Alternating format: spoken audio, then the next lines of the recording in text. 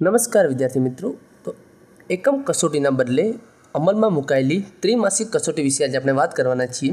તો તારીખ 18 ઓગસ્ટથી 30 ઓગસ્ટ દરમિયાન દરેક વિષયની 40 ગુણની કસોટી લેવાની રહેશે। કે પહેલાં જે તમારી એકમ કસોટી આવતી હતી એના બદલે હવે એકમ કસોટીને બદલે ત્રિમાસિક કસોટી શરૂ કરવામાં આવેલ છે। શિક્ષણ વિભાગ દ્વારા ચાલુ શૈક્ષણિક વર્ષ દરમિયાન મૂલ્યાંકન પદ્ધતિમાં અમલમાં મૂકવામાં આવેલ છે, જેમાં એકમ કસોટીના બદલે ત્રિમાસિક કસોટી યોજવાનું નક્કી કરાયું છે।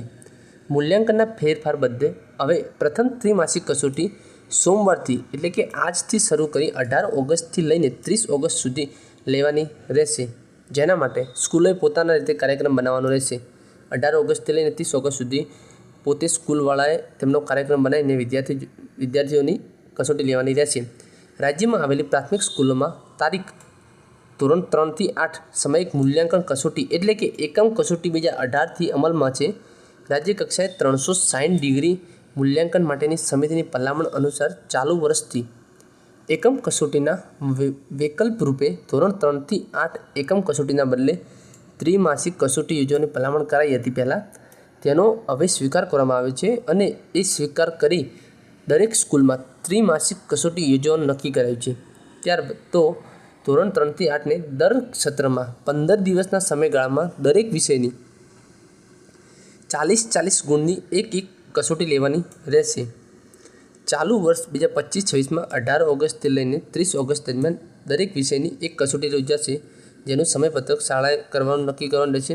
એ પરીક્ષા GCRT દ્વારા તૈયાર કરવામાં આવેલો હશે અને 15 ઓગસ્ટ સુધીના અભ્યાસક્રમ ધ્યાને લેવાનો રહેશે। ત્યારબાદ વાત કરીએ તો જે GCRT દ્વારા પ્રશ્ન બેંક તૈયાર કરવામાં આપવામાં આવશે। ધોરણ અને વિષયવાર પ્રશ્ન બેંક શાળાઓને સમગ્ર શિક્ષા કચેરી મારફત ઓનલાઈન અટેન્ડન્સ પોર્ટલ પર 18 ઓગસ્ટ રોજ ઉપલબ્ધ કરવામાં આવશે।